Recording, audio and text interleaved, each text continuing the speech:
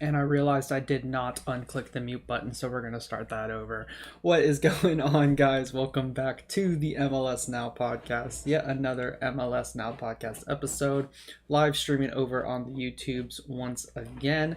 Very, very excited to talk about this fantastic week of MLS action. Here to talk with me, of course, is the one, the only, Loud and Mr. Dangerous. Russell, you are on the screen now. Please act accordingly. How are we doing tonight? I was doing better before I got told to act accordingly. And also, I really wanted Austin to score. I'm still watching this Is match. The game over or no? No, it's in like the final, like probably 10 to 15 seconds of stoppage time. Oh, okay. They had what's his face all the way up there out of goal for a corner kick. Tarbell, that's his name. Tarbell. We're going to be talking some Tarbell. Tarbell action tonight for sure. Yeah. All right, well, before we dive right in, just obviously want to say thank you to everybody who is watching, to everybody who listens and does not watch. We obviously very much appreciate it. Also, my dog is getting a little antsy in the background, so if you hear some barking, that is why. I cannot control her. It is what it is. So, yeah, also, let me just pull up the screen share real quick here, because I'm sorry, but the impossible has happened, Russell. Yes. Impossible has happened. Kevin Cabral has scored a goal for LA Galaxy. Excuse me? No way. Hold on. Let me Galaxy are 1-0 up at home against Atlanta right. United. Kevin Cabral has put the ball in the back of the net. Didn't know it was possible, but here we are. Well, let me just pull up FS1 here on this other screen. Unless Google is lying to me. Yeah, I don't know. I'll tell you. I'm pulling up live. LA Galaxy is up 1-0 against Atlanta. We'll be talking more about them later too. Yes, we will. Yes, we will. All right. Well, shall we get into the action, or do you have anything else you want to talk about? Do you want to go through our predictions real quick? Sure. I was actually thinking earlier today that I do not remember them whatsoever, so you're going to have to remind me. Well, I've got them here in a spreadsheet. And I will tell you, we have definitely had better weeks for predictions. So, starting with Columbus versus New England. Well. Let's explain to the listeners what predictions means.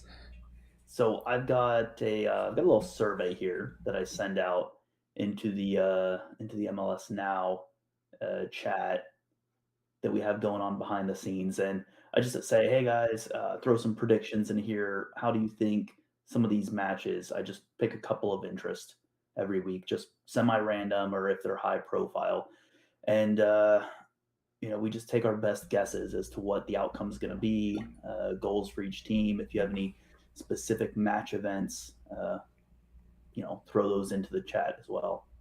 So this week I selected Columbus versus New England, Toronto versus Charlotte, and Austin versus New York Red Bulls. And we managed to collectively get almost every single thing wrong in our predictions. I think I got most of the results correct, but not the actual scores, right? Well, in a way, yes. So you had predicted a 1-1 draw for Columbus, New England. Right, and it was a draw, but it was 0-0. 2 zeros. And similarly, I predicted a 2-2 draw. But okay. I mean, in a way, we're kind of very wrong because 0 goals is not at all what I expected. Fair enough. I also called for a Cucho brace. That very obviously did not come true. I also have a cat screaming in the background. Our animals just are not helping us today, man. No. Okay, so then we'll go on to Toronto versus Charlotte. I actually called a 3-0 win for Toronto.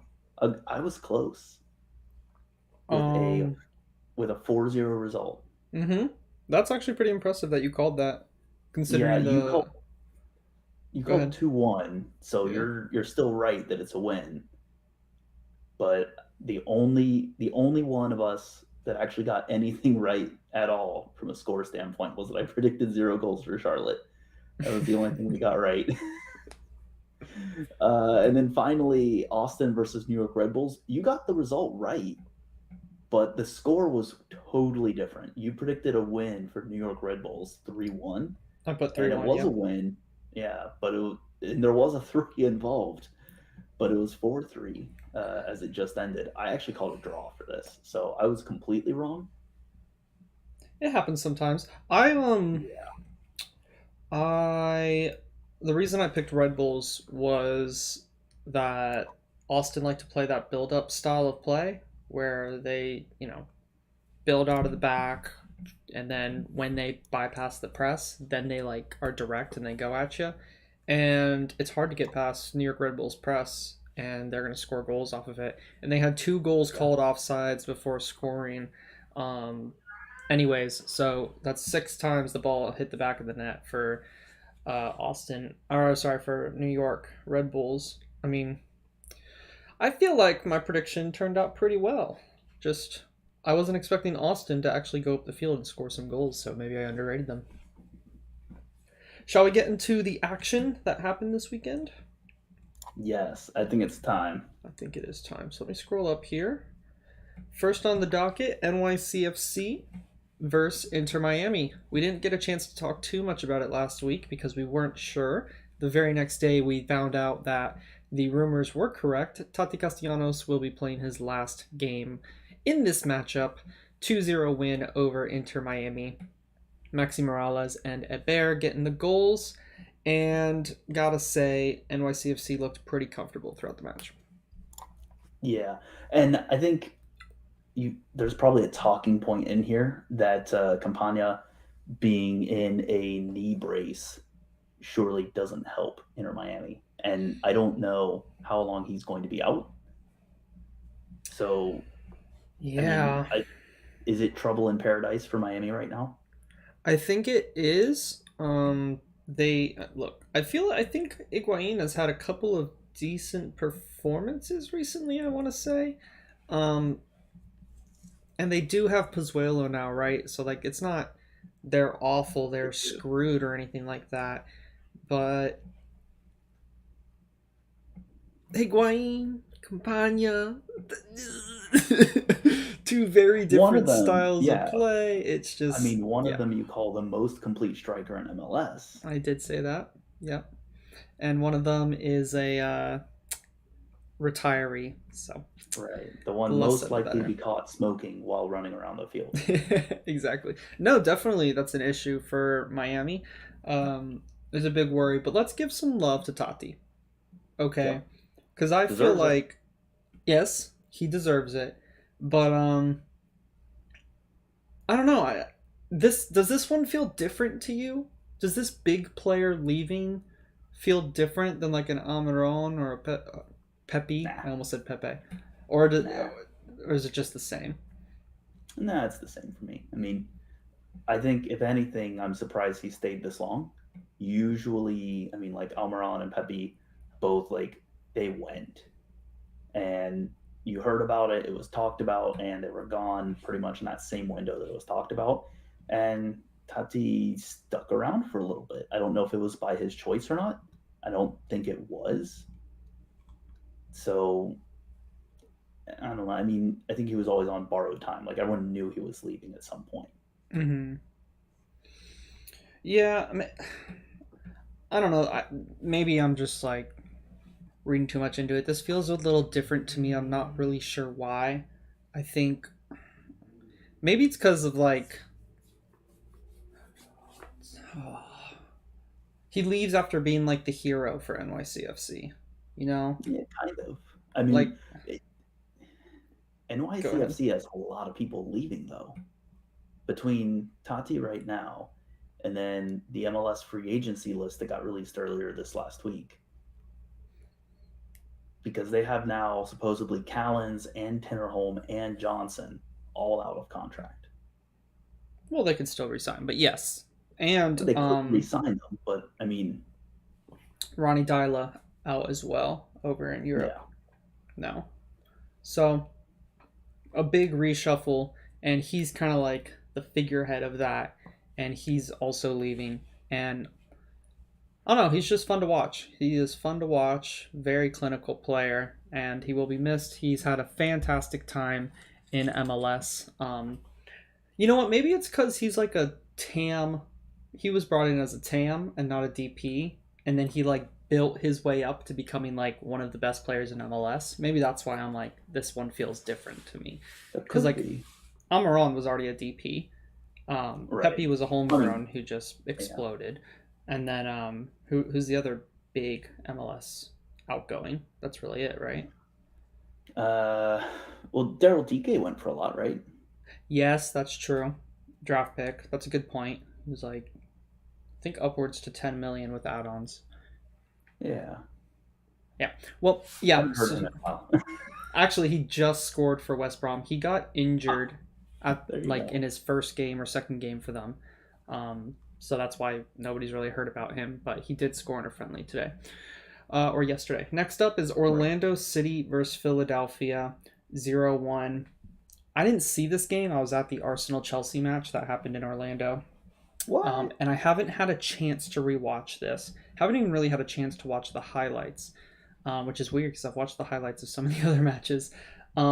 But you know, it's a 0-1 loss, and just the discourse around this game is Orlando kind of maybe possibly got screwed out of a penalty. It was on the Cheez It show, I don't think so so.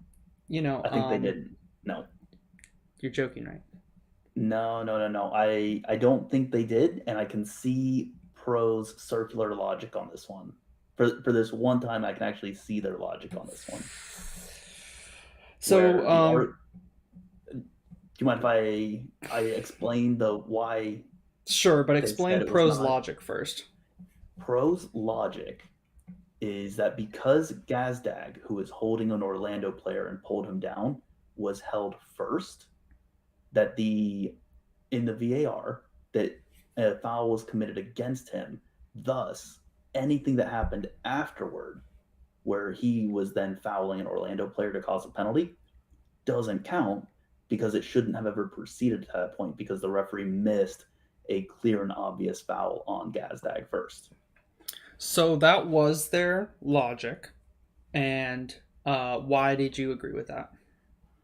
I am saying that I can see their logic. Okay. Um, that said, I think if you're going to call it like that, and again, we have had, if I, I don't feel good. It feels dirty to agree with pro in any sense of the, Right.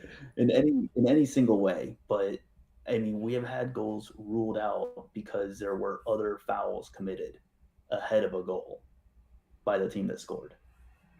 And I mean, at least they're being consistent in being really forensic and saying, is there, is there anything in there that could possibly disallow this? Yes, right here.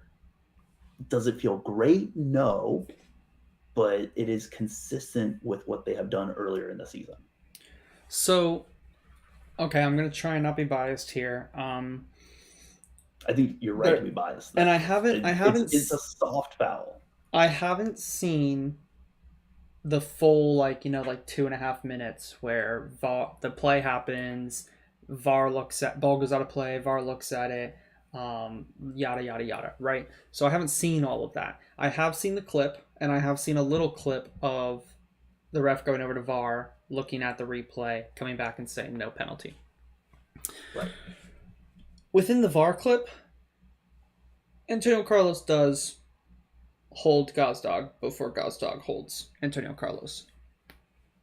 But there is a picture going around that Gazdag was holding Antonio Carlos before Antonio Carlos was holding Gazdag, before Gazdag was holding Antonio Carlos again. So, but VAR didn't see that, which is fine. They camera angles, camera was moving, yada yada. But shirts get tugged all the time in the box. And Yes, they do. I don't know if Antonio Carlos's shirt tug was enough to be a foul compared to any other normal shirt tug that happens on the field. And so to me, that feels like a ref almost afraid to call a penalty and looking for a reason to not call it. I think you're probably about onto something there. I mean, like I said, I understand their logic on this. I understand their reasoning. and to an extent, Yeah. I agree that they are at least consistent on it, but it is soft, and I don't love soft calls Yeah. personally. No. Gauze Dogs was not soft. He was he was No, tackling him. Lo Nuevo y uh, Lo Viejo says Orlando is not making a big push in the playoffs if they make it. I mean, yeah, I don't even think we're gonna make it right now, Lo Nuevo. It's been a horrible last like 8 weeks as an Orlando City fan. Games are boring to watch, and um, they're on the margins. So every single game could be a draw or a loss. It never really feels like a win unless we get a little bit of luck in our favor. And the luck was not in our favor against Philly, so we lose 1-0. Again, I didn't see the match. I know Orlando had some good chances early on, and then Philadelphia scored that goal. The stats say Philly kind of just hung out for the rest of the match, so I can't really say anything about them. So we can move on from here. I do have one question for you on Oh yeah, this. sure. Uh, does this game actually have much meaning to it in terms of anything to learn? If only because I think there's at least one storyline out there where you can argue, well, Orlando played a friendly against Arsenal a few days prior and ran out a good chunk of their first team in the first half. And then now you also have to remember they have a big US Open Cup match on Wednesday. So do you even run out the guys and tell them to really push for it, or do you just say, "Hey guys, stay healthy. We're more focused on U.S. Open Cup right now." Um, I don't think Pareja is a coach who would go out and say that. I think he wants to win every game. Well, I guess sorry. I think he wants to not lose every game, and so he's gonna push the boys out there, tell them, "Hey, do this. We're back home in 3 days. Like we can get through this match and try and get a win or a draw, and then go all out for the Red Bulls semifinals cup tie." But I think there is a valid point there that yes, we played Wednesday against Arsenal. Then we have this game. We have a big game on the horizon. Players are probably thinking about that already versus this like Philadelphia game. We're one game away from being in a final. So I'm sure Yeah. that played a part in players not wanting to be injured for that final. Yes. Lo Nuevo says also, can we talk about DC? Says, where's David to make fun of him? Hey man, I was trying to get David on a podcast this past week, but he wasn't available. He has been extremely busy. Um, so understanding that. We've all been there. But yeah, let's jump to the DC game, right? Why not? DC United lost at home to Montreal 2-1. Kyoto getting both goals. DC United have one win in MLS in their last 12 games. It's Where not do they great. go from here? Where do they go from Uh, here? well, they go to the U.S. Customs and Immigration Services office and they ask, "Where's our work visa for Wayne Rooney?" Uh, Yeah, because I mean, I think they're still waiting on him, and it's been what 2 weeks two probably and a now. half weeks now. Yeah, And certainly, they needed to have started. They should have at least started that process sooner. I mean, I don't think they submitted, the application 2 weeks ago. I bet it it did was feel like a early. quick hire, didn't it? Like It, there was some talk about did they yeah, even go through the proper process of hiring? What's of the going rule through the now? diversity. Yes, the Yeah, diversity rule. Um, it was a quick hire, and that's. I really have to wonder how much this was going on in the background. what Rooney? The hiring process. Oh, like he texted him saying, "Hey, I need a job," and they said, "We need a Yeah, like I coach." don't like I would not be surprised if they had a few candidates they were looking at and then they saw Rooney and were like, "Well, we have candidates, but we really wanted Rooney, so if the option is open and available, Take him. Yeah, yeah, maybe. just, Nuevo ram it says, through." "I Yeah. think Ben Olsen is secretly coaching them." Is he even still with the organization? I knew he was doing something for the women's team, I think, but I I don't. can't remember. But yeah, no, yeah, DC United are just a dumpster fire, an absolute dumpster fire. And then Yeah, and then they Montreal, gave up Gressel. yes, they did give up Gressel. Um, they're just like starting over at this point. And Yeah, Hamid is on the free agent list. yeah, Like this. and I think he was injured as well for a while too. Oh yeah, he's Um, been injured. I don't even think he's on the yeah, bench. Yeah, no, I he's mean not. it's so in a way, I almost have to wonder: is giving up Gressel a move that they're doing with an eye on building something towards the future? Because I mean, if they're giving up Gressel and focusing and betting heavily on say 2023 allocation money, then that gives them a lot more flexibility going forward to sign players and at least build something new for Rooney. Yeah, I I think. don't know if they're thinking that they can even get anything out of the season at this point.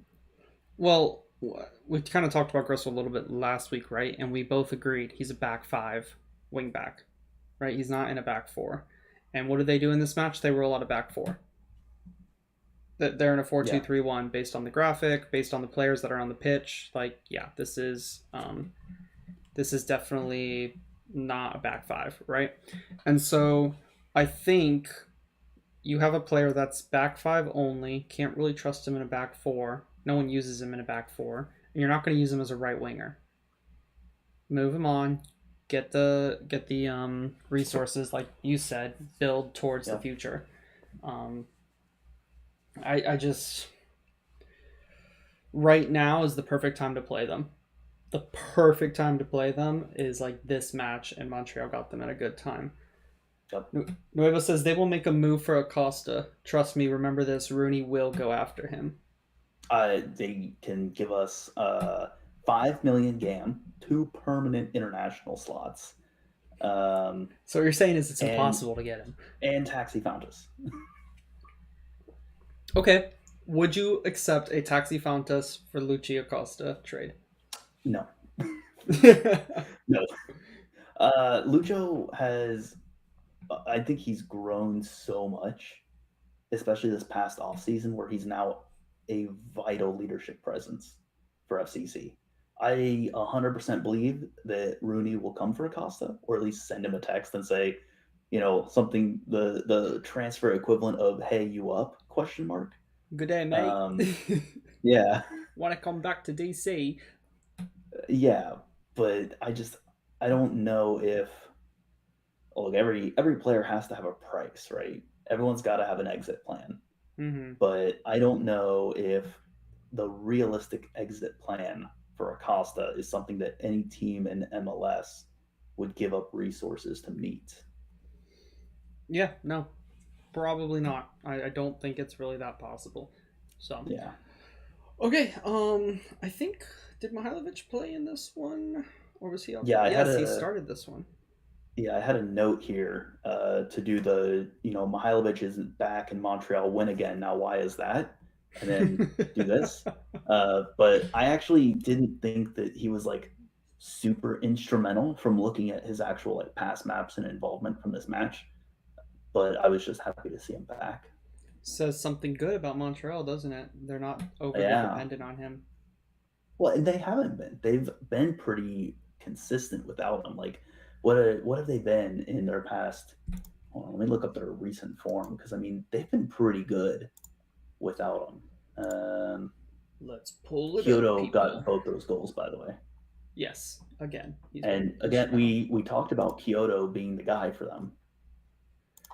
So So Montreal won 2 games in a row now. They lost two you games know, in a row, and then they right, had won two won two games in a games row. and then lost 2 games in a row before that, and then won 2 games in a row before that, and then they lost two. Oh, there's no way. They lost 2 games in a row before that. They're so hot and cold. What the heck? Wow. Okay, well, hold on. So this is 2 wins in a row. All right, 2 losses coming up. They're losing. Yeah, Well, they face yeah, there's no NYCFC in way. Columbus. So All right. Well, I mean, NYCFC is a tough team, and Columbus. Columbus Columbus and is Columbus is never fun. yeah. So you never know. That could be 2 losses in a row coming up. Yeah.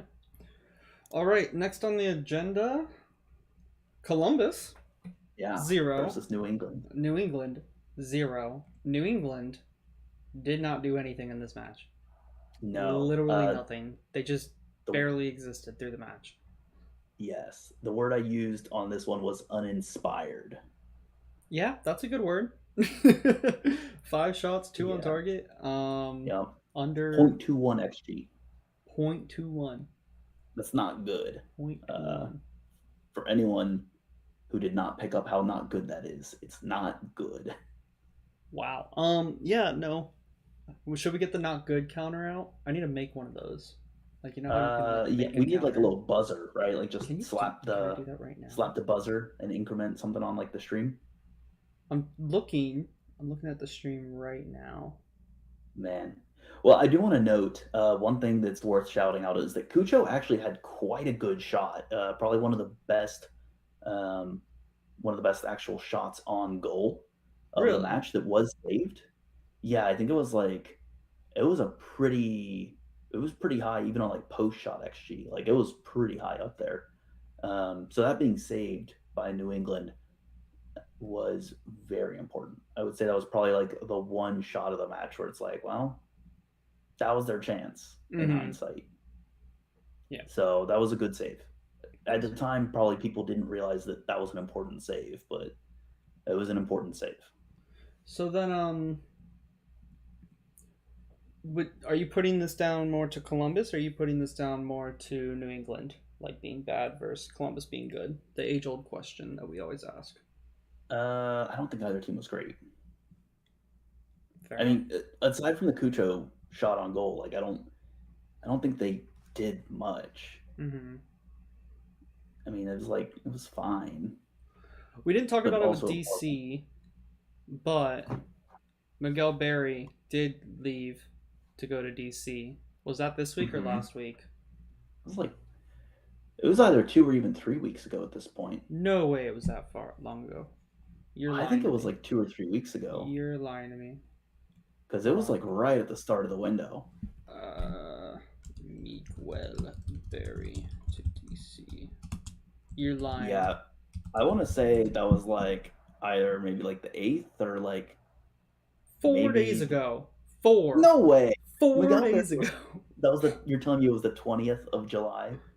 Literally the press release, Wednesday, July 20th, 11:28 a.m. I swear, that feels like an announcement that was 2 weeks ago. You're like in the future or something. Oh. So here it is. DC have acquired Columbus Crew forward Miguel Berry in exchange for $225,000 in GAM, 125 in 2022, 100 in 2023. In addition, Columbus will retain a portion of any future trade fee within MLS and receive up to $100,000 in additional GAM if Berry meets certain performance-based incentives. Interesting. Is that a good move for DC? I don't know. It's Miguel Berry. I guess it's like that's low. That's a very low amount of resources, especially right now in what the current trade environment is. And then they just got what, 900,000 for Gressel? Mm-hmm. So maybe. I think MLS's GAM expires on a 3-year rolling basis or something like that. So every 3 years you run out of your GAM or something like that. And so I think this is one of those years. And so like people are either overspending because they're just getting rid of it, or like and then like as it gets closer to the end, like the value has just tanked. I can't remember though. I'd have to ask. I think you might be thinking of TAM. Is it TAM? Maybe it is TAM. Because TAM can roll over from year to year, and is tradable. I think no, TAM's not tradable anymore. Yes, it is. No, I think TAM's not tradable anymore. What? Yeah. No, it's the roster rules are ridiculous. I know someone in. I'll let me do some research on it for you. I know Okay. someone who knows roster rules inside and out. You It know a is. guy. I know a guy that because this year was like the first year there was ever a trade that involved more than 2 years of GAM, which historically there hadn't been any trades where GAM was split by more than 2 years. Mm-hmm. And I think it was for Areola actually was like the first time that they did a trade involving 3 years of GAM. Yeah, which makes sense. To Yeah, but that had never been done before in yeah, 26 years. interesting. So I think it. I don't know. I think it's a good move for him. I think with Fontes behind him, um, Estrada up there as well. I think he's a good option, and he's not the guy. You know, like he Yeah. is a guy, not the guy. And at Columbus, he became the guy, and that was an issue. And he doesn't have to be the guy because you already have the guy with Fountas, Yeah, exactly. who is absolutely the guy. Mm-hmm. No ifs, ands, or buts. Cincinnati won, Nashville won. Y'all let Teal Bunbury score on you, so you I guys should blame fold as a club. I blame one at FZNSC. Um, Why?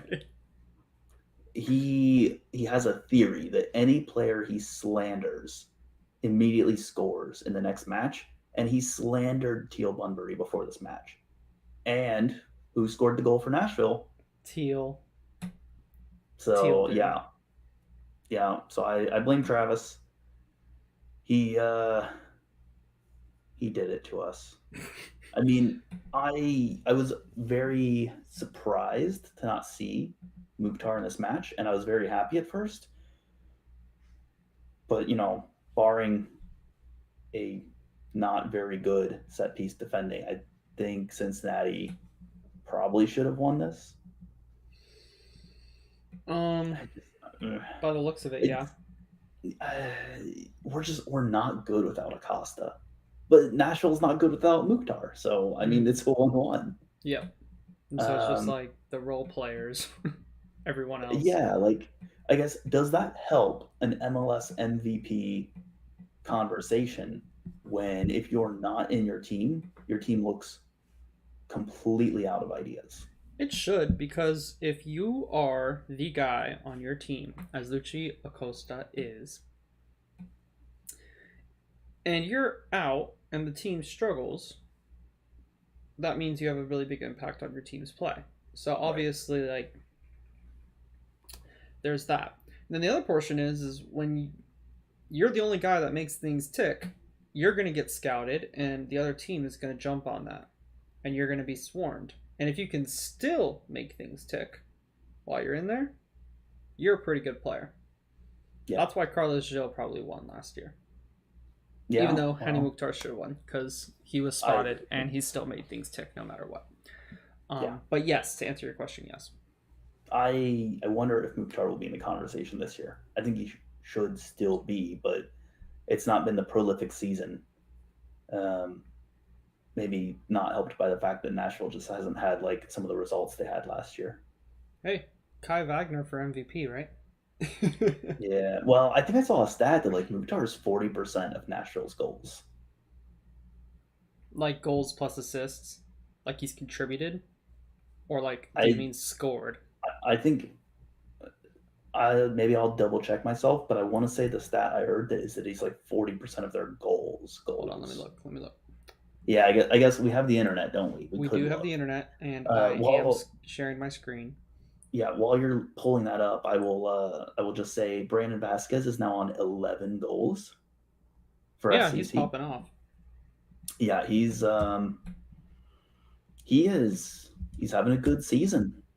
I think while he's not going to get called up to the U.S. men's national team this year, if he can keep this up, he's probably going to start to get some looks for the As next he should. cycle. As he should. Yeah, And I think he's it's just too he's a late for him to complete get looks forward now. as well, by the way. Yeah, if this was Um, 1 year ago, he might be getting looks in the national team, but Yeah. It's July. It's not happening when you play in 5 months. Yeah. So Mukhtar has 11 goals, right? 12. Yeah. I was gonna say So 11. 11 seems close, but I think he was tied at Mukhtar one is point for most of it. 42.8% Yeah. of the goals themselves. Yeah. That's only Let's look going at to the go up assists. if you include assists. Yeah, let's look at that. My He's got to stuff be over is loading. 50%. My stuff is loading. 2022. 12 goals, 5 assists. Oh man, he is popping off. He's contributed to 60.7% of Nashville's goals this season. There you go. For me, that's like MVP right there. He is That's Nashville. insane. I mean, it's so okay. That's Do we insane. can we have the same conversation then about Nashville? Are they the Tennessee LA Galaxy where if they don't have Mukhtar, they have no idea what to do? Just like Galaxy when they don't have Chicharito have no idea what to do. I mean, in that aspect, yes. But Except Mukhtar's a better player? Question mark. yeah, I mean, they're literally on top of each other. Nashville's 31 points, Galaxy's 30 points. If the result holds for Galaxy. I feel like Nashville just has a better understanding Yeah. of what they are as a team and like their tactic. Gary Smith like knows what he Yeah, wants to do. All the players they're understand it. frustrating. Yeah. They are And a like frustrating team. what's the Galaxy right now? They're not a frustrating team. They're not. I mean, they're frustrating to watch. They're frustrating to watch. But like when I was sitting, in the stadium watching this match, right? And I was frustrated watching it because it's just like what do you have to play the ball on the ground. Like every time we tried to go out wide and put a ball into the boxes through a cross, you couldn't do anything with it. Impossible. Nashville would sit 8 guys behind the ball Yeah. every single time. And then, CJ Sapong would just sprint up the field to try and get some sort of transition opportunity with maybe like one overlapping runner. Normally that'd be Mukhtar. Yep. But it Hey, what do wasn't you tonight. think of the Shaq Moore pickup? Yeah, it's good. Yeah. I Yeah, I think it's mean good it's too. it's a straight upgrade over using Eric Miller in that spot. And Alex Muyl. Yeah, who I really was surprised he didn't talk himself into a sending off because he looked heated in that match. Did he already have a yellow? Yeah, he got a yellow when he jumped and like body slammed the back of Brenner's head, going Oh, for a yeah. header. That's a bit of an And issue. then yeah, no, it wasn't good. It didn't look good in real time, and then they showed it on like the big screen, and it continued to not look good. So Mm-hmm. I don't know why he was like screaming about that being a yellow. It's like that was a yellow, bud. So, have you ever seen a player get a dissent red card? Like a second yellow for dissent? I I think want to refs are say very wary of doing that. yeah, I want to say I've maybe seen it. Like I vaguely have a recollection of it, but I couldn't tell you Yeah. what year it was. Like I mean, I've been watching the sport Quite for a bit quite some longer. time. Uh, but like, so yes, I want to say I've seen it, but it's like I couldn't tell you when or where. Yeah. Um, I mean, I've seen a red card given to Kaká for rubbing Aurelian Collins' bald head. Oh, Aurelian Collins used to play for where? Orlando, and then he moved on. I think he was at Philly or New York Red Bulls at this point. I can't remember.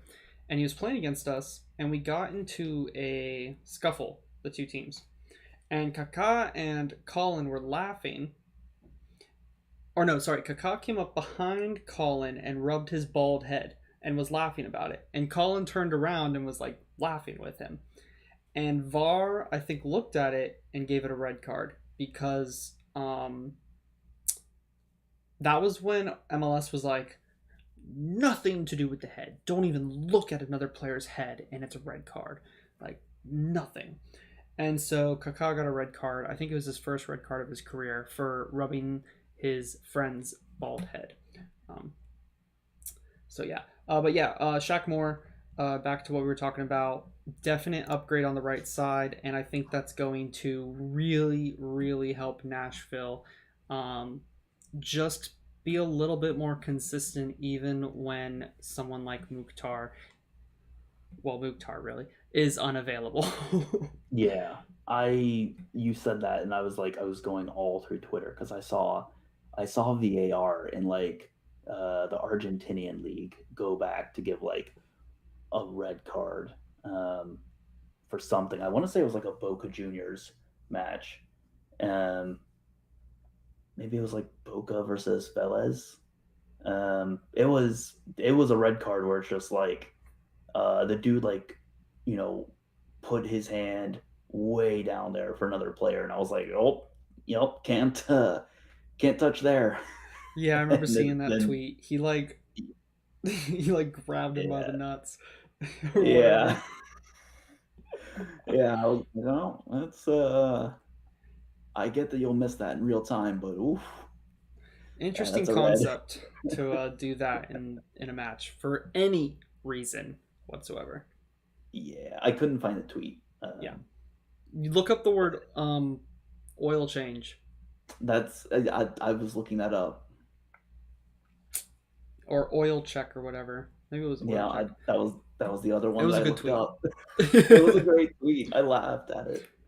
All right, next on the docket, Toronto 4, Charlotte 0. How much Oof. should we read into this match? Well, I actually had a question for you.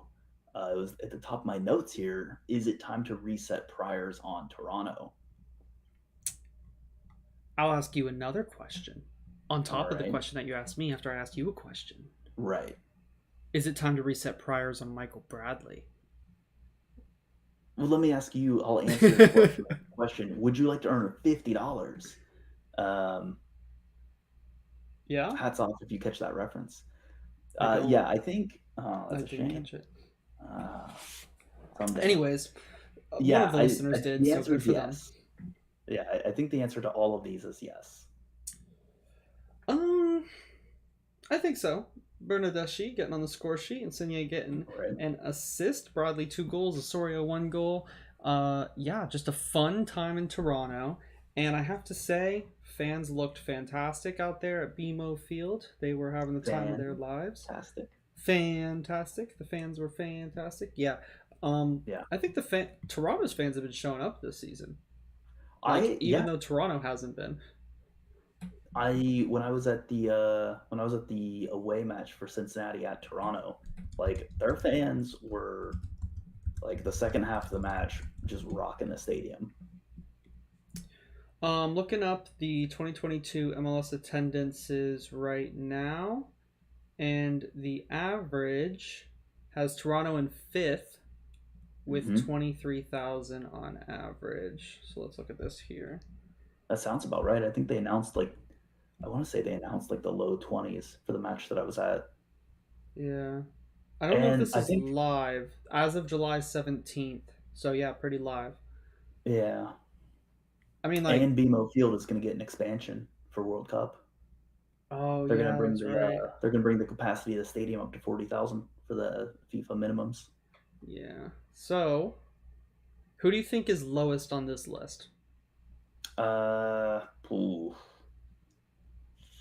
I don't know, San Jose. Close. They're second lowest. Oh, uh, gosh, I don't know. Orlando. Oh, no, no, no. We're 18th, so not terrible. Miami. Oh, that was gonna be my third 12,000. guess. 12,305 on average. Yeah, I believe it. Their stadium is. Well, they don't even have their new location yet. I don't know if their new location will help them. Maybe it will. Cincinnati fall in ninth, and I have to say, RSL at 11th with 20,000 on average. That's pretty impressive to me. It's an impressive haul over there in Yeah, Utah. Utah. All right. Anything to say I on do. Charlotte or? Yeah, actually. Oh, okay. I want to note. So I went through the stats for this match. I think Charlotte did not have a good match because if you look at the actual post shot XG, Toronto were hovering around like 2 for post shot XG. So Mm-hmm. coming in at 4 goals when the numbers say they were probably about likely to score 2 tells me that Charlotte really just dropped off for this match. And I Mm-hmm. don't know if maybe the follow up question is, have Charlotte just been playing really, really, really well this season? And or did they have like a really good response to uh, Miguel being fired? Um, Probably a little bit of that. I do think Fuchs being out with a red card doesn't help. Um, No, it's like not. in terms of the numbers this match, because just that one extra player means there's that little bit extra space, which means players can be a little bit more clinical.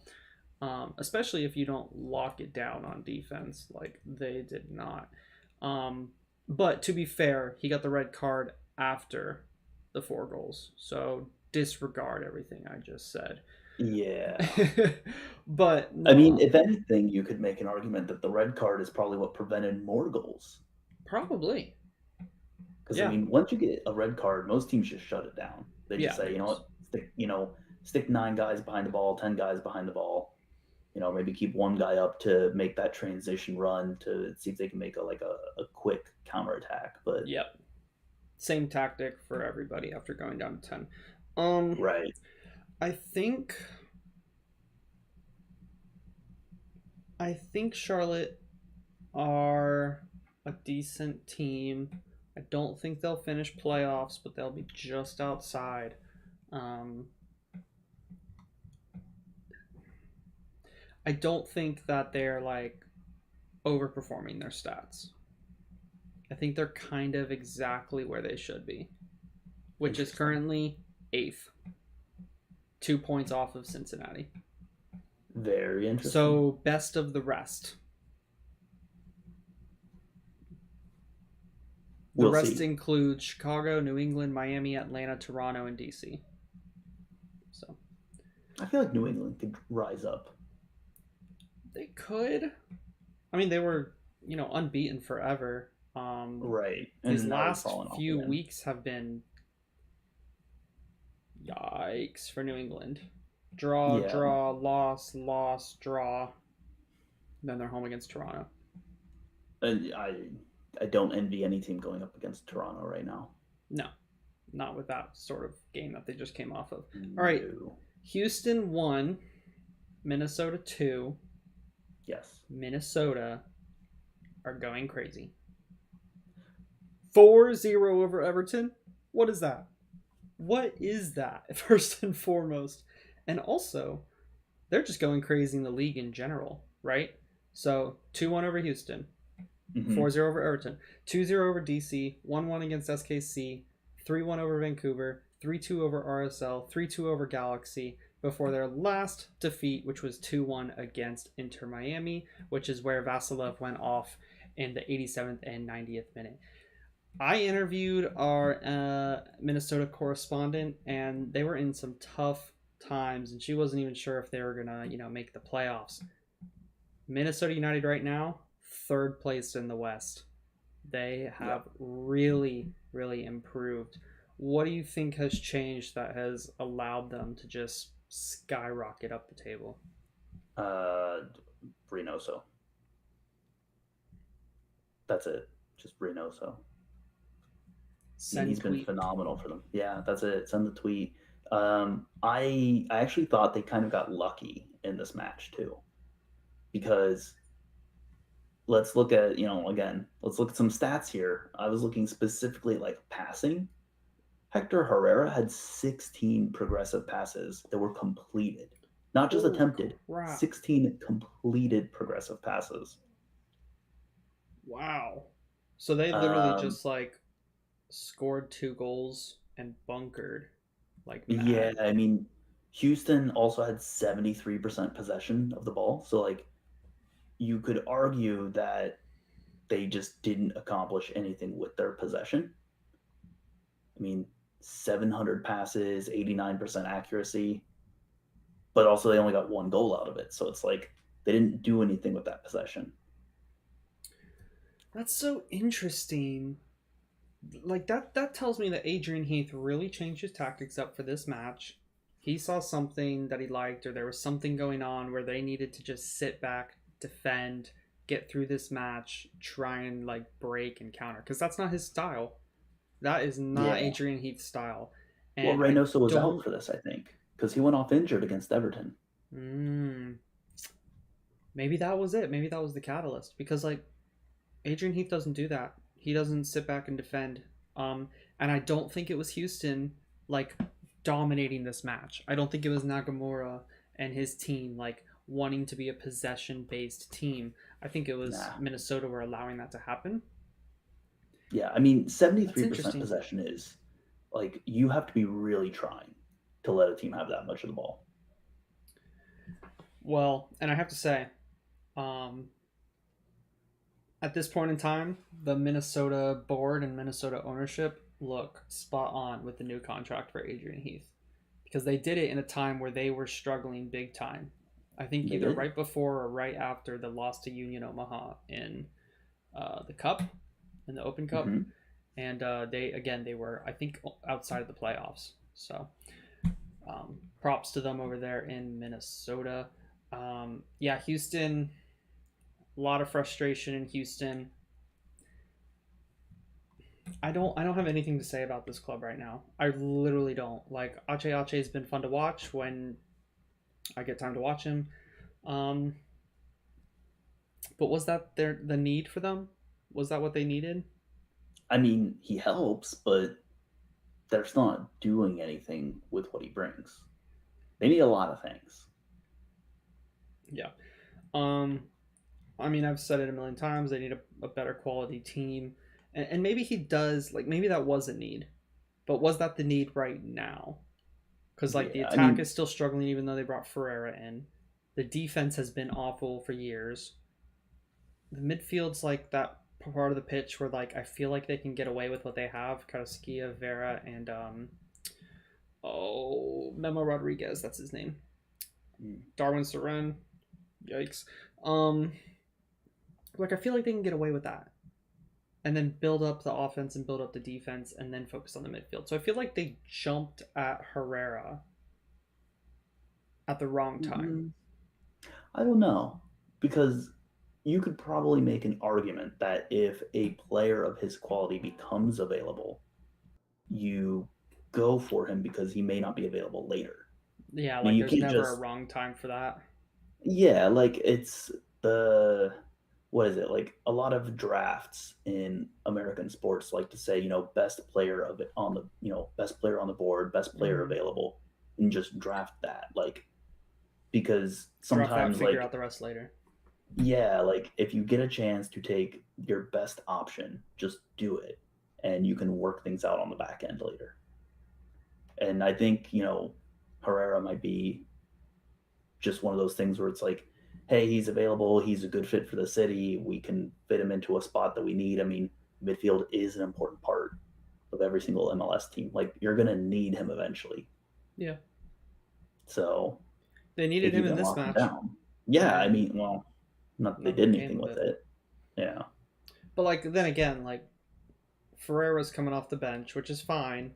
But then below him is Tyler Pasher, Ethan Bartlow, Michael Nelson. I mean, he's a goalkeeper to be fair, but like these are players that are just not not good. And Yeah. I get what you're saying. They had other parts of the squad that need love, that need support, and they just aren't getting it right now. And I think they're on pretty bad form right now, I want to say. Let me They pull up the are. screen share. We're looking at loss. Win over San Jose. Loss against Austin. Draw. Loss. Win. Loss. Win. So like not the That best doesn't form, sound not the good. worst. Um, could be way worse, It's but they okay. do. Yeah, they find themselves in 11th place in the West. Yeah, which is Stop me if you heard it before. Not good. Not good. I'm gonna make that counter. I'm gonna do it. Yeah. Give me a button. I'll hit the button all night. Not great, Bob. Not great. Okay, Hit the next button. up. Oh my god. I've clicked through so many teams. Okay. I think it's SKC versus LAFC. It is. SKC looked good in this match. Dare I say? Dare I say? They had a Do couple good you dare to chances. say They had a that couple SKC, big who lost chances. 2-0, looked good in this match? I do dare to say it, yes. I do. Tommy had a good debut. I think this was his debut. Um, New winger, I want to say, from Germany, Mm-hmm. which is where some of their other players have come from. Germany puts out good players. I think Ndembe, or no, was he Belgium? I think Ndembe came from Belgium. Maybe it was Zionis, who came from Germany, and he's done like literally nothing this season. Yeah, well, it seems like they should have been going to Hertha Berlin, Yeah, see if they could find another Mukhtar. literally. But Yeah, SKC created chances right. against I want this to talk about LAFC that. team at home. So I want to talk about SKC. Okay. I looked at a map of their average pass received position, and it is a bright, like red orange spot, kind of like just ahead of the midfield on the left wing. Interesting. And it's just that. And everywhere else is kind of like this dull, like faded orange that indicates they didn't really pass there or they didn't really receive the ball in those positions. And I don't know if receiving the ball overwhelmingly in one spot of the field that is not, the box. Admittedly, if you're receiving the ball a million times in the box, that's probably good. But I don't know if there's anywhere else on the pitch that I would say you could receive the ball overwhelmingly ahead of everything else and say that is good, creative play. Because it feels kind of one dimensional to me. Like, they're going to play it onto the left. They're going to go, send it out there. Like, it just take someone from midfield and gum up the left wing. There you go. Done. So you're saying just above the midfield line, mm-hmm. and it's on the left side of the pitch. Yeah, hold on. Let me just. No. I believe you. But I was gonna send you just the Twitter post. That's very interesting. You can send it if you want, I will because send it. is that what SKC wanted to do, or is that what LAFC wanted SKC to do, and they pushed them into that zone of the pitch? Here you go. I'm sending it to you. All right, let me pull up the Twitters. The Twitter, which Yeah, it depends. Which Twitter are you sending it to? I sent it to your not MLS Now one. Okay. I sent it to the one that I messaged blog. you. Yeah. This must be the wrong picture. Whoa, yeah. You seeing what I'm seeing? I am seeing what you're seeing. I can't zoom in, unfortunately, for our viewers. So it's very tiny. Oh, they can see it. Bottom right. This one right here. Right. So, like, interesting. That, to me, is a little bit of SKC's tactic, because they've got the U going. The U of death. Right. Left to right, left to right, left to right. But then, but they're always going left. I think that's LAFC pushing them over there. Keeping the ball away from Johnny Russell. Literally the only dangerous player on SKC. Oh, I did single. I literally got rid of you. I'm sorry. They could hear you. You just didn't exist in their eyesight. Wow. I'm getting canceled over here. I will always cancel you. Yeah. No. I want to note, while we're on the topic of numbers, SKC took 11 shots. 7 of them were outside the box. But they had a couple inside the box that should have been on target that weren't. I'm telling you, they looked good. So, looking good, right? Mm-hmm. And performing well is two different things in this case, I think. Well, I think looking good and performing well are the same thing, but they just didn't produce. How about that? Isn't that performance though?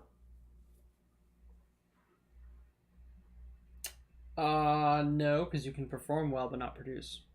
Maybe we have different definitions of the word performance in Maybe. our minds. I I think we always think do. of like whenever there's something like that, it's like we're defining words differently than each other. For me, performance That is could be. like how you played, not like the outcome. Yeah, I we are definitely defining it differently because I look at performance as your results. That's interesting. I wonder if that's why people get in so many like not arguments, but like disagreements over like the team This performed is well. where The team this is where performed Twitter beef horribly. comes from. Yeah, We've not solved it.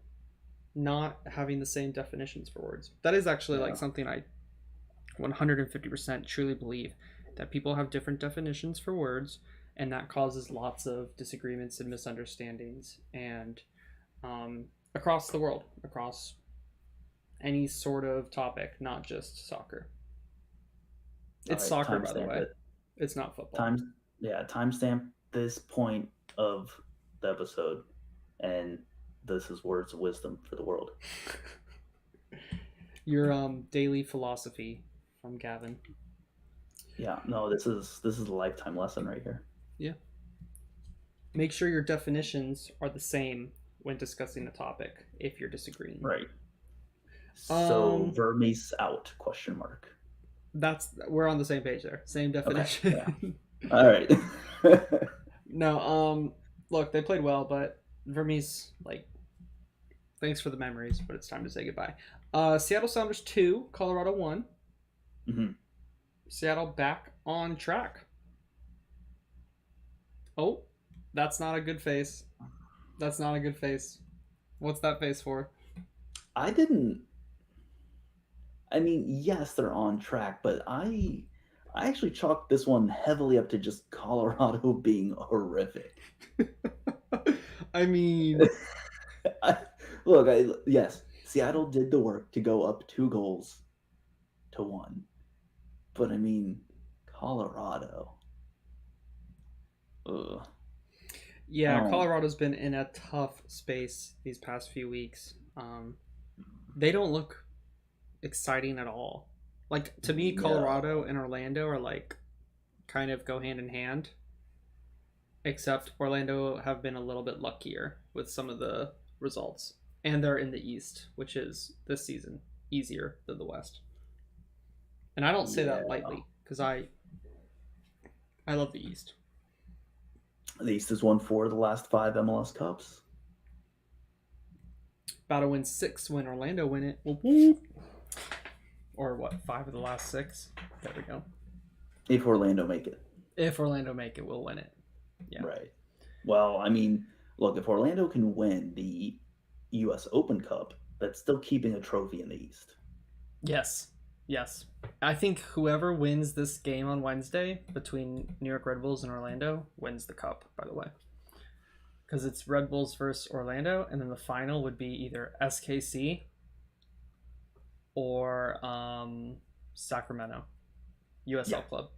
So, I'm rooting for Sacramento the whole way. Give me the cup set. honestly, if Sacramento gets to the final against Orlando, they will win. I hope you know that. And they will win in Orlando. I hope you know that. That's That just would the way it's be going to happen. that would be unbelievable. No, it's Uh, very believable. Trust me on this one. I I know do my club. believe it, but That would be if you insane. had told me in March that was going to happen, I would have immediately called you crazy and then also hedged my bet just for fear of like having another Leicester season when it was Oh, like 5,000 to 1 odds. right. Yeah. So next up is Vancouver 1, Chicago 3. All right, I have 2 takeaways from this match. Ready? They're like Yeah. massive, big brained takeaways. Ryan Gauld is a very good player, and if he was not injured, then Vancouver would be a better team. Like huge, crazy takeaway, right? And then Shaqiri had another good game. I agree with both these takes, which means they must be big brained. They must be big brained. No, Yeah, they must be I big mean brained. Ryan Gold, that's the obvious one, but this game I was actually thought Shakir weird. was the obvious one. Maybe, yeah, but like this game was weird because like it was like Chicago were all Hmm. over Vancouver, Yes. and then Vancouver were all over Chicago, and then Chicago scored twice and won the game. Right. It's like what the heck? Which again, it's these have been so there were multiple matches this week where I left notes saying that the stats completely belie what the actual outcome was, and this was another one where the stats belied it because Chicago had like 1 xG, but then it's like Shaqiri with a goal and I think an assist, and then also they got another one. I think what it was like Chris Mueller, Shaqiri, and Zichos. Zichos. I want Yep. to say, Well, yeah, I think like with the 1 xG, they just like absolutely maximize their chances, right? So Shakiri took a right, a right-footed shot outside of the box and from pretty far out and curled it in bottom corner. Um Zishos was a header, so like that's yeah, low xG. And then Mueller's hmm, again was outside the box. I think it was weak foot. I don't know if xG counts that or not. Um yeah. top left, Well, it was a curler top left corner. even on the post shot xG, it was still very low. So I mean, Yeah. like 100%. I think you're right. Like variance kind of went Chicago's way on this one. Clinical. Yeah, Yeah, I think that's a good way to put it. Variance went their way because Vancouver created good chances. Vancouver, where there was points in the game where Vancouver looked like they were going to go on and win this match, even after struggling for the first half. Second half they looked a lot better, and then just Chicago just completely finished them off. It was it looked like a fun game to watch. Like that could be a rewatch candidate, but we've it watched could be. Vancouver too many times. Everything you've said is, and we've watched Chicago as well recently. Yeah, we So, have. but everything Damn. you've said is right. You know what? I would be willing to rewatch this one just for fun with you, Really?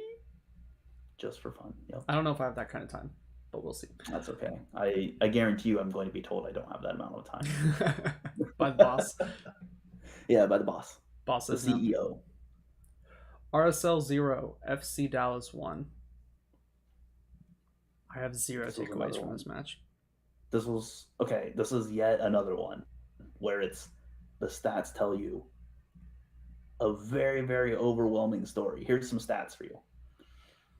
I'm not going to tell you which team this applies to.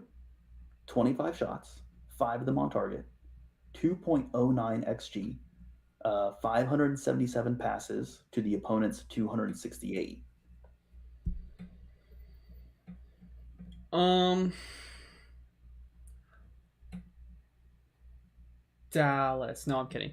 I had the stats pulled up already.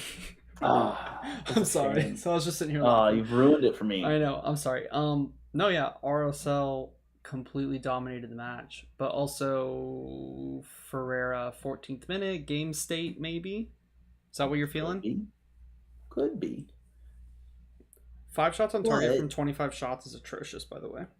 it's very bad. I mean, they had 15 shots outside the box. What? RSL did. Yeah, RSL had 15 shots from outside the box, which, for reference, Dallas had 7 shots total everywhere for the match. Mm. So RSL took more than twice as many shots from outside the box than Dallas took shots the entire match. Literally no penetration from RSL. So a No. couple weeks ago, you were like, is striker like a big need for RSL? And I was like, I don't think so. I think you were onto something. I think you were onto something. Now, why is that? Now, why is that? um. Yeah, they need some runs in behind. They need someone to play off of. Hmm. Interessante. Yeah, I've because never RSL felt are so kind of vindicated. what? I've never felt so vindicated before. Oh yeah. No, but they've been struggling. Like Yeah. it's I been a mean, couple of weird weeks for them after a strong it's been a start. very consistent story. Like they do every single thing right, except for the part that matters. I thoroughly enjoy their style of play, though. They were super, super clinical early on in the season, though, They right? were. They were Like, extremely like they would get one, maybe two chances each match, and they would consistently put away at least one, sometimes two of those chances each match. But that's not now, reliable like, for a full season. yeah, you could argue that they're still creating the exact same number of chances, but now they're not clinical. They're not putting it away. They haven't changed their style of play at all. Mm-hmm. It's just, as we like to say, variance has gone against them. Yep, exactly. Um, yeah, I didn't really have any takeaways from that match. But that's insane. Yeah, looking at the stats now, 25 shots, 5 on target, not great. Yeah, Portland, or sorry, not good. not good. Yep. Hit the button. Yep. Portland 2, Mm-hmm. San Jose 1. Portland are back, baby. Portland No, are back.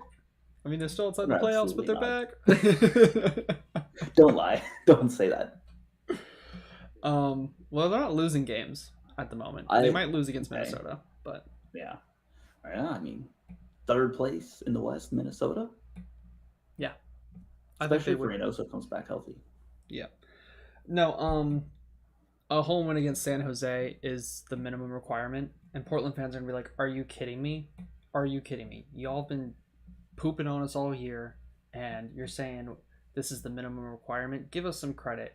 I will give some credit where credit is due. Yaroslav Nizgoda getting on the score sheet, Darren Asprilla getting on the score sheet again. Like, they're doing better. They're doing better. And I mean, hey, a 3-0 win on the road in Seattle is pretty big.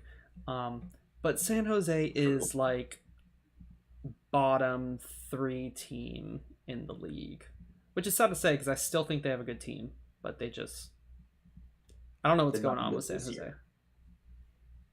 What was that? They've not been good this year. No, they haven't been good this year, and for some reason or another, this team that is built up of good quality players just cannot put out good defensive results. I don't know if that's the coach. No. I don't know if the players aren't good enough defensively, but I'm gonna say it might be coaching because I was looking at the quality of their shots as well for this match. Because again, they had more of the ball, but very low shot quality. that's been the And it's story of just their like, last like 3 seasons. yeah, yeah. I mean, at a certain point, like, I don't know. I mean, it's not like they've had the same roster for 3 seasons. How long before Wondolowski becomes head coach? It's gonna happen. I Uh, think we should all acknowledge that it's gonna happen. I mean, I don't know, like 8 years. Oh, you think it's that long? Yeah. Oh, I think it's happening like next season. Next season? He's all. No way. I'm pretty sure he's like assistant coaching right now. What is he up to? So he was the assistant GM, and then I want to say with the fire with the with Matias Almeida being fired, he Yeah. is now assistant coach. I'm looking up. Appointed interim assistant coach along with Steve Ralston and Luciano Fusco. This was part of the AP, which I didn't even know the AP posted about MLS. But let me bring this up here. Let's see here. Let's do a good old search for Wando. I mean, he's 39. He's pretty old. But that's I not know. old for a coach. Not for a coach, yeah, for a player. No, that's I feel like you could put the over under at 5 years. I'm about to blow your mind. About to blow your mind. Go for it. You can try your best. Gonzalo Pineda's 39. He also was an assistant coach for Seattle for quite a while. How long? Actually, yeah. I mean, how old's Pat Noonan as well? Oh, Patien. Let's look. Noonan. Pat Is it time Noonan, to wife, salary, referee, post game, boot MT, Twitter. These are some interesting Google searches. We're gonna go transfer point. Okay. Well, I mean, you could just Google Pat Noonan age. 41 years old. 41. I mean, Dang. all right. So A handsome maybe fella. maybe MLS is getting people into head coaching much younger. The league's getting younger. The Yeah, the league's getting coaches, the young. players are getting younger. The coaches That's are getting right. younger. Just We're putting out 16-year-olds in Seattle, and we're putting out 39-year-old coaches in San Jose. 17-year-olds in New York as well. Yeah. Yeah, New York Red Bulls, of course. So that I should have said New Jersey. I'm sorry. Yeah, Portland. Are Portland in? Do they make playoffs? Yes or no? Asking you No. right now. Nope. Nope. Okay. Nope. I'm gonna say they finish 8th or 9th. Okay. I will strongly agree. Is there a All weather right, we've delay? settled it. Oh no. Okay. That's official. Okay. 4-3 win for the Red Bulls over Austin. We talked a little bit about it, but yeah, basically I thought Red Bulls were gonna press, and that was going to be a struggle for Austin. It was. Red Bulls were dominant for the first half. Yeah. Austin came back into it in the second half. They switched something up. They saw something that they liked. They got a couple of goals, and unfortunately, it just wasn't enough, and they could not complete the comeback.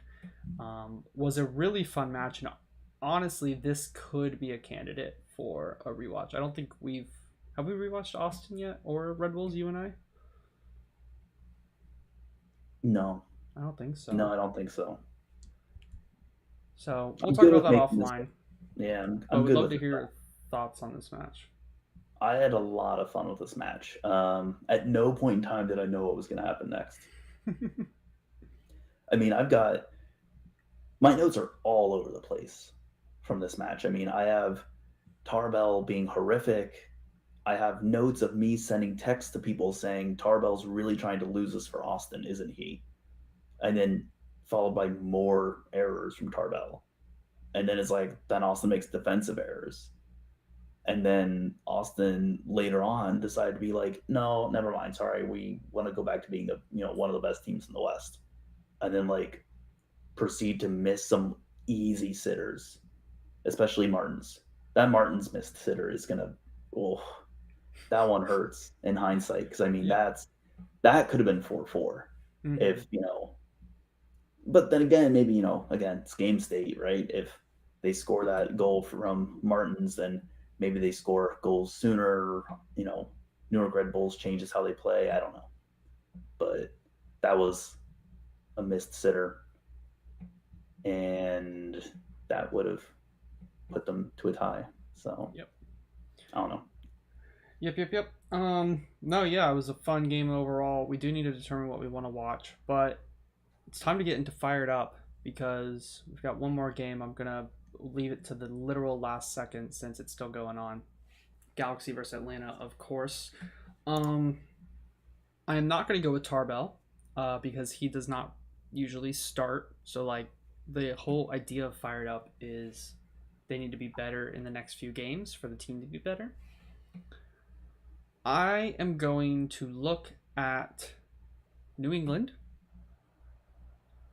I'm going to look at Sebastian Lletget. Because New England are struggling right now. They aren't getting enough out of their attack. Traustason ain't really it. Josie Altidore ain't really it. But and I was thinking of going Altidore, but they brought in that striker Vrioni. So it's like he's not even really supposed to be the guy anymore. He's like backup. I think Lletget needs to improve his game to assist Gilles in giving assists. That's the idea. No, it's nothing like I don't think he played particularly bad in this match against Columbus, but he doesn't really do much. Like I feel like he does his instructions. He does his role tactically, but he has no flair. He doesn't have any creativity. I mean, his runs are eh. I'm not really sure why they were so keen on getting him because he doesn't push the needle for them, and they're playing him as if he does. And maybe the coaches are seeing something that I'm not.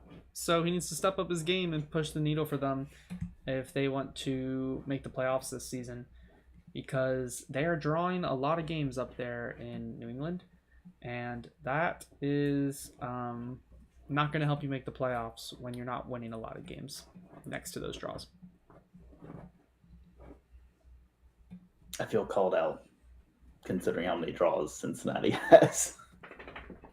You just have 7. There's actually been a lot of draws. Like, let's look at this. Let's look at this. Yeah, it's side note, just because I was watching it, what am I missing on that LA Galaxy where Chicharito went down in the box? It looked like it was all leg that Atlanta made contact with. But I'm only half watching it. I cannot watch the game right now. It's a real shame. All right, let's look at the table, because Philly have 9. That's the most in the East. Columbus also have 9. And Cincinnati have 7, so you shouldn't feel called out. New England have 8.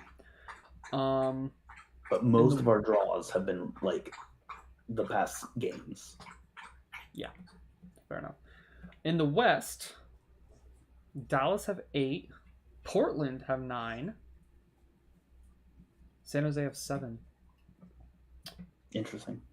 So, yeah, lots of draws this season, it feels like. I mean, we are the parity league after all. Parity, not parody. Parity league. Parity. Well, watch out. You're going to set off U.S. men's national team Twitter. Yeah, I know. Never a fun time with that. Any last words, my friend? Interested to hear your thoughts at a later date about this shout for LA Galaxy for penalty. Oh, forgot about that match. Yeah, I haven't watched a single thing, so what have you seen from it so far? Well, I mean, they just replayed the goal, which interesting at the Kevin Cabral goal. He was far post. Chicharito shot was deflected, not saved by the keeper, who just parried it straight to Cabral, who was standing at the far post, and he tapped it in. Hey, and now Cabral is coming off, and they're putting on Grand Sear. Okay. And I have no confidence that Galaxy is going to score anything more, because Chicharito is coming off and Jovic is coming on. So there we go. So I would guess Galaxy are going to end with this one goal, and it's going to be up to Atlanta to see if they can find a goal in the next 15 minutes. Hey, with Dom Dwyer, Josef Martinez, Thiago Almada, anything is possible. What could possibly go wrong? Yeah, literally nothing. I will say, Galaxy have really phoned it in very early here. 14 minutes left, and Cabral, Chicharito, and, I mean, to be fair, Douglas Costa doesn't do anything, but they're all off the pitch. And, yeah, they don't have any offensive anything. Yeah, and they're playing at home, so, I mean, are they sitting there trying to rest on their laurels and just hope for I think they see it out. Hope for Dwyer to keep kicking guys in the legs and getting fouls called on them. All right. Yep. Well, listeners and viewers can find you at Mr. Dangerous, as it says on his thing there. Today it was loud in Mr. Dangerous. That's right. Stay tuned next week. Yeah. Yeah, I'll turn up my mic gain next time. It'll be extremely loud. I need to make that counter for the not good counter. You need to remember to do that. All right. You said it again. Button. Oh yeah, button. All right. Thanks for listening. Thanks for watching. Really appreciate it, guys. We're gonna go ahead, get out of here. Have a lovely rest of your Sunday night, Monday morning week. So last week I promised we'd have an episode on Thursday. Nothing happened because we were busy. We will try again this Thursday. The idea is to do a reaction video to that one tweet where we said, what's been your biggest frustrations? I will retweet it saying, hey, we're going to do a video about this. Drop your frustrations below if you missed the tweet. It was like last week sometime. But yeah, thank you very much. Have a good rest of your night, my friend. Until next time. Have a good night. Till next time.